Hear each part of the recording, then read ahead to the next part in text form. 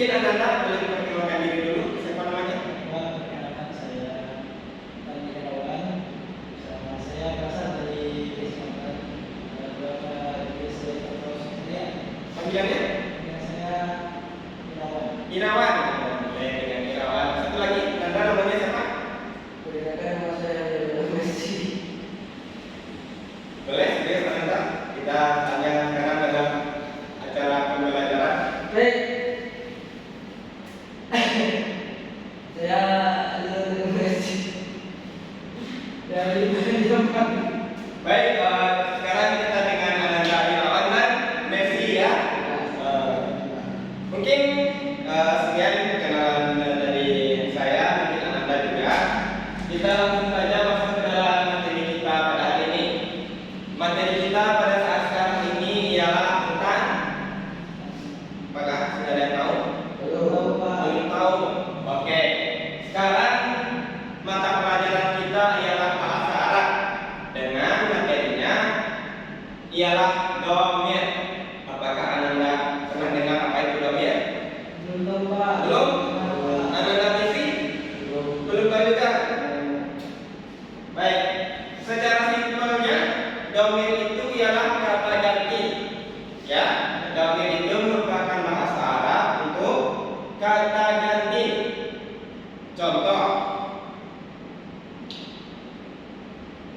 Contohnya kita contohkan dulu kepada Irawan saja. Irawan pergi ke pasar dengan ibunya. Dia membeli seekor ayam. Apa kalimatnya tadi? Irawan pergi ke pasar dengan ibunya. Dia membeli ayam. Yang mana dhamirnya di sini atau kata gantinya di sini? Kata gantinya di sini ialah dia. Bukan ayam, dia di sini kata ganti. Kenapa kata ganti itu sangat perlu kita terapkan atau kita pakai dalam kalimat sehari-hari agar apa atau ada yang sudah tahu mungkin?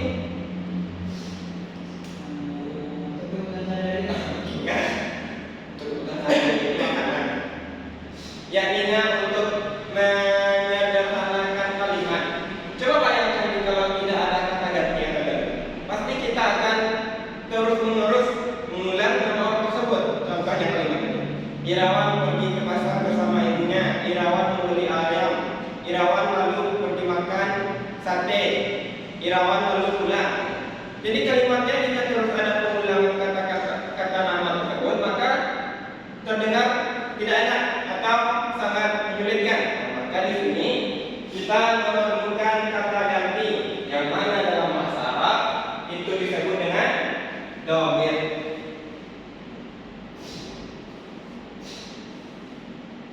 Contoh yang lain ialah yang simpelnya saya seorang guru.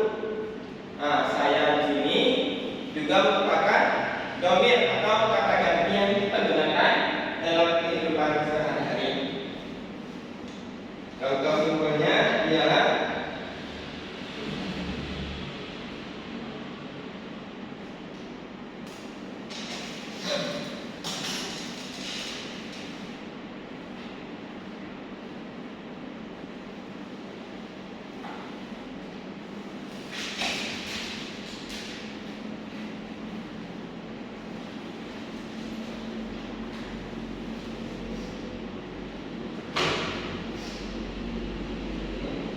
di sini bisa kita lihat salah satu contoh simpel atau contoh yang pendek dalam penggunaan dhamir atau kata ganti. Di sini kalimatnya ialah ana adrusu. Saya belajar. Saya belajar. Ana adrusu. Ana di sini merupakan dhamir yang artinya ialah saya. Dhamir memiliki sangat banyak contoh atau cara-cara yang dapat digunakan. Bisa jadi dia, kami, mereka. Di dalam bahasa Arab kurang lebih ada 15. Ada 15 kata. Coba anak-anak belum 14. Nah, ya 14. Coba itu dulu.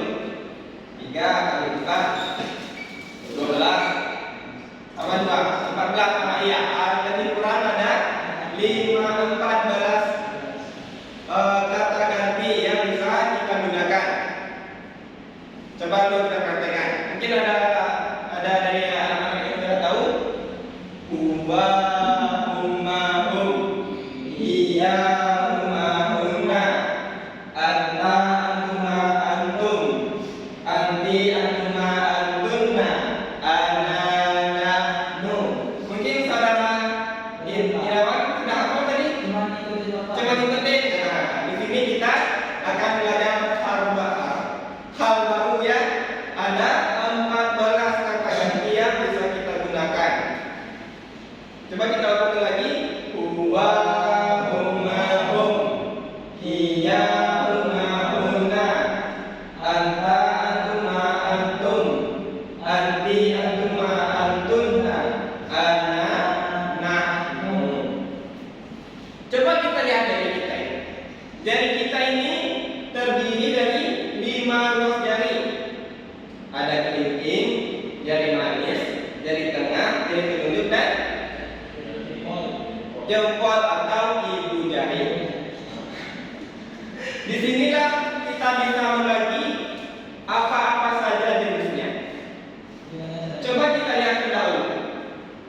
Jika kita lihat 4 baris dari 4 buah jari ini, kita akan melihat 3 sisi yang berbeda atau 3 tempat yang berbeda. Apakah Anda lihat? Tahu kan? Ya. Nah.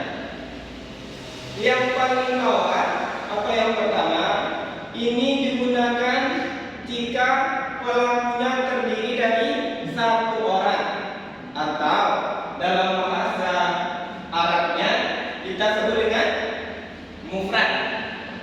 Mufrad artinya sendiri. Ini. Lalu di atasnya adalah pelaku jika pelakunya 2 orang atau dalam bahasa Arabnya kita sebut dengan tasmiyah. Dan yang ketiga, dia jika pelakunya lebih dari 2 orang, nah, kita sebut dengan jamak. Jadi coba ulangi. Irawan sudah ngerti paling bawah tadi apa namanya?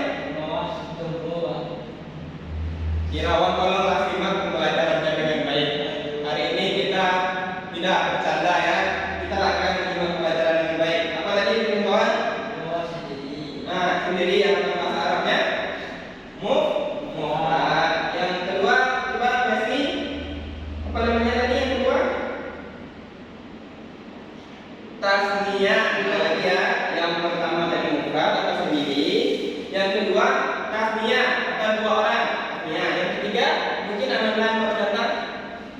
Jamak Pak. Jamak pintar sekali. Mungkin anak-anak namanya siapa tadi? Rio tadi pintar sekali Rio. Baru masuk saja sudah mengerti tentang pembelajaran kita pada hari ini. Jadi di sini ada 3, ada mufrad, tasniyah, dan jamak. Lalu ini dibagi lagi. Dibagi dengan 2 ini. 2 yang pertama ialah untuk jika pelaku itu gaib. Apa maksudnya gaib di sini? Apakah gaib itu hantu atau pelakunya mungkin setan? Jika dikatakan gaib di sini? Hah? Tuyul? Messi bagaimana? Gaib itu apa maksudnya? Untuk penggunaan amin ini? Salah. Gaib di sini maksudnya bukan makhluk halus, bukan setan, bukan jin atau hantu-hantu segala macam. Gaib di sini ialah jika kita berbicara kepada seseorang, orangnya tidak ada. Contohnya, saya sekarang saat ini Irwandi tidak ada. Saya berbicara dengan Rio. Rio, Irwandi dia pergi kemana? Bapak lihat tadi dia ada di sini, kan? Apakah Irwandi ada? Tidak, Irwandi ada di tempat lain. Nah, tetapi kita sedang membicarakan Irwandi. Nah, maka yang digunakan di sini ialah huwa. Huwa artinya laki-laki sendirian. Coba Bapak belum menyebutkan satu hal lagi yang penting. Di sini kita sudah menyebutkan tadi gaib ya. Gaib dulu satu-satu kita bahas. Di sini gaib dan 2 lagi ini untuk mukhatab. Apa arti mukhatab di sini? Yakni ialah hadir orang itu atau pelaku yang kita berbicara, ada juga di tempat kita berbicara itu langsung hadir dengan kita, maka kita gunakan mufakar. Jadi ini sudah jelas. Mufrad, tasniyah, jamak, ghaib dan mufakkar. Lalu ada satu lagi, yakni untuk penentuan jenis kelamin.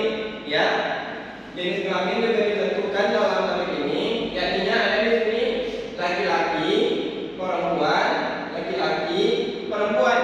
Nah, kalau bahasa Arabnya itu muzakkar, muannas, muzakkar, muannas.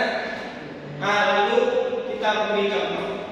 Contohnya kita berbicara seperti ini. Belum, nanti bisa. Saya buat contohnya dulu. Pak, saya berapa? Ya, Pak. Ya, dia ada.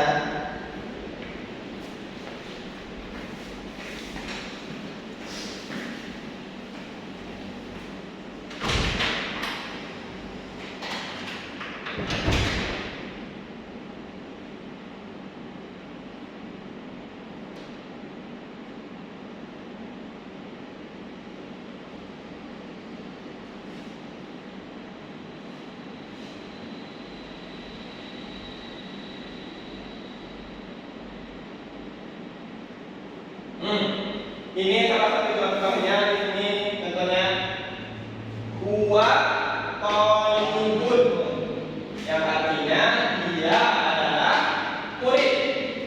Kalau dalam bahasa Arab kita bisa jadi tahu apakah dia di sini laki-laki, apakah dia di sini perempuan. Kalau dalam bahasa Indonesia kita tidak tahu. Dia adalah murid. Dia ini siapa? Dia perempuan kan? Atau dia laki-laki? Tidak ada dalam bahasa Indonesia, tetapi dalam bahasa Arab kita bisa mencari tahu. Coba kita cari tahu. Huwa. Coba kita lihat dalam tadi kita tadi. Huwa ditempatkan di mana? Huwa, huma, hum. Huwa terletak dari kelingking paling bawah. Coba kita lihat dari kelingking paling bawah letaknya di mana?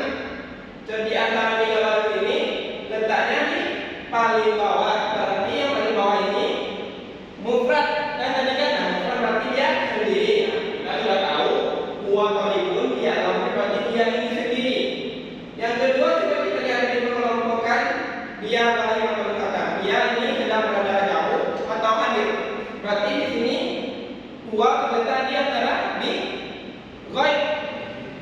Berarti dia di sini sedang tidak ada dalam pembicaraan. Yang terakhir, coba kita lihat di jari kelingking ini merupakan penggunaan untuk kata laki-laki. Nah, jadi sudah jelas bagi kita huwa ini merupakan satu orang laki-laki dan dia sedang tidak berada di sini, dia ghaib dan dia sendirian, hanya satu orang laki-laki. Coba kita contohkan kepada yang lain. Coba kita baca dulu lagi. Huwa, huma, hum. Iya, huma, hunna. Coba kita contohkan kepada hunna. Hunna, tali. Huwa, huma, hum. Hum saja. Coba kita contohkan hunna. Hunna saja. Coba kita contohkan.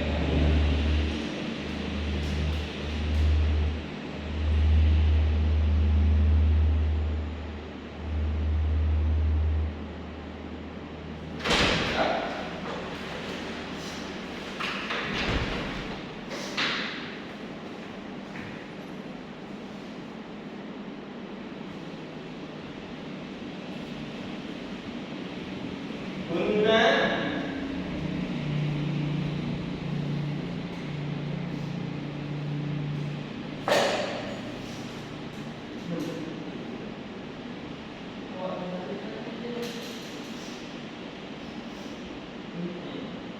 Hunna thalibatun. Baik Anda, tadi kita sudah cari contohkan dua yang letaknya di sini. Sekarang kita jauh lagi. Hunna thalibatun. Coba kita lihat dalam ayat itu tadi. Hunna letaknya di mana? Huwa, huma, hum. Iya, huma, hunna. Hunna terletak di antara jari manis paling atas. Di sini sudah bisa kita cari tahu. Yang pertama, apa apakah dia laki-laki atau perempuan? Kita lihat di sini. Yang pertama laki-laki, perempuan, laki-laki, perempuan. Nah, ternyata Huna terletak di jari perempuan. Selanjutnya coba kita lihat, jika di antara tiga bahasa ini Huna terletak di mana? Huna yang terletak di mufrad sendiri kah, atau tasniyah berdua, atau jamak, atau banyak orang?